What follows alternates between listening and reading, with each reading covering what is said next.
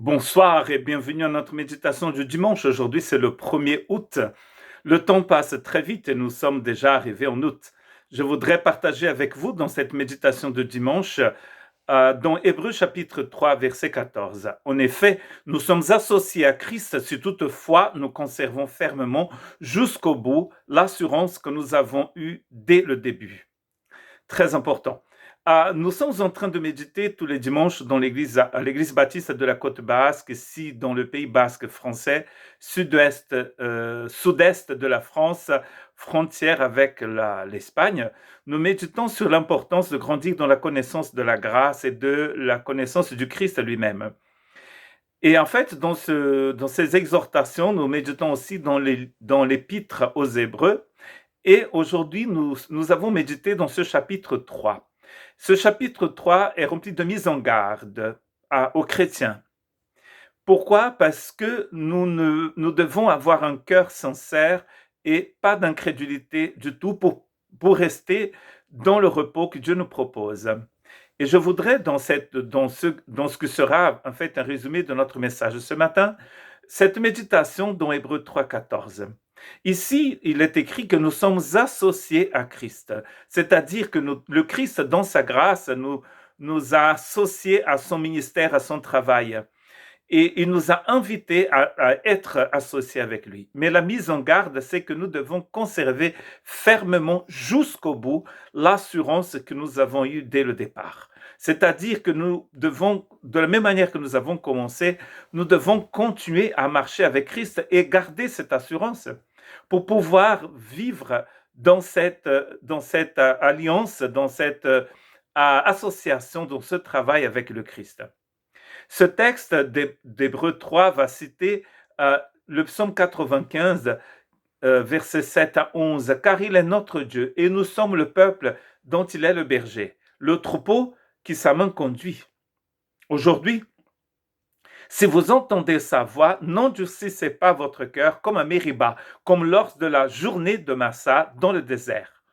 Là, vos ancêtres m'ont provoqué. Ils m'ont mis à l'épreuve, bien qu'ils m'aient vu agir. Pendant 40 ans, j'ai eu cette génération en dégoût. Et j'ai dit, c'est un peuple dont le cœur s'égare, ils ne connaissent pas mes voies. Aussi j'ai juré dans ma colère, ils n'entreront pas dans mon repos. Et ceci est cité dans Hébreux chapitre 3, verset 7 au verset 11. Pardon, Hébreux 3, 15. Et aussi dans Hébreux 4, 3 et dans Hébreux 5, dans Hébreux 4, 3, 5 et 7.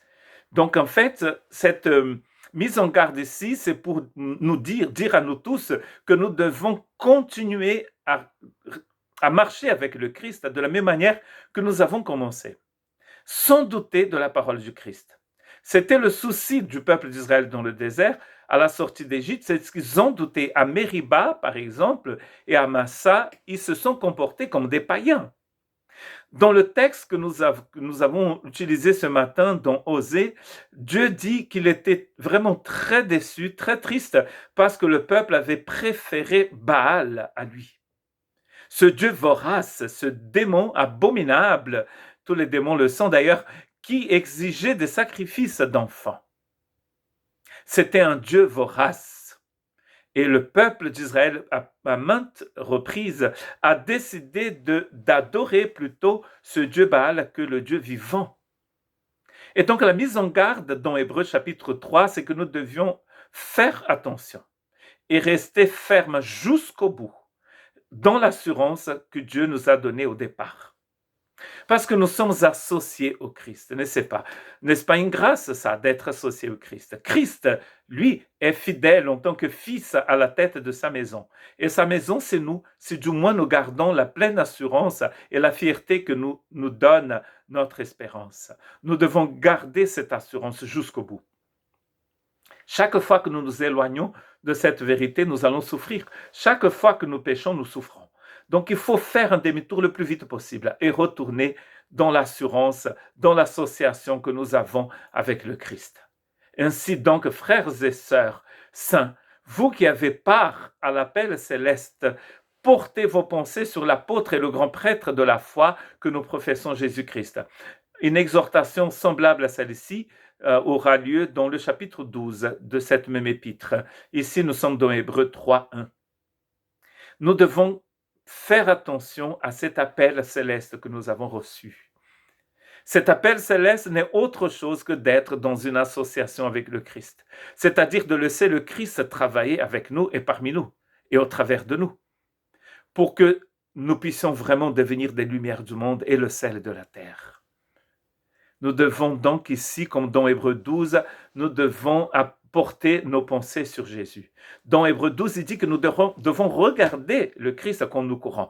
Nous sommes en plein Jeux olympiques à Tokyo 20, mais en 21, et nous savons bien que ceux qui courent les 100 mètres, par exemple, ne regardent pas à gauche, ni à droite, ni derrière, ils regardent tout devant et courent. C'est ce qu'Hébreux nous dit, de courir en regardant le Christ seulement.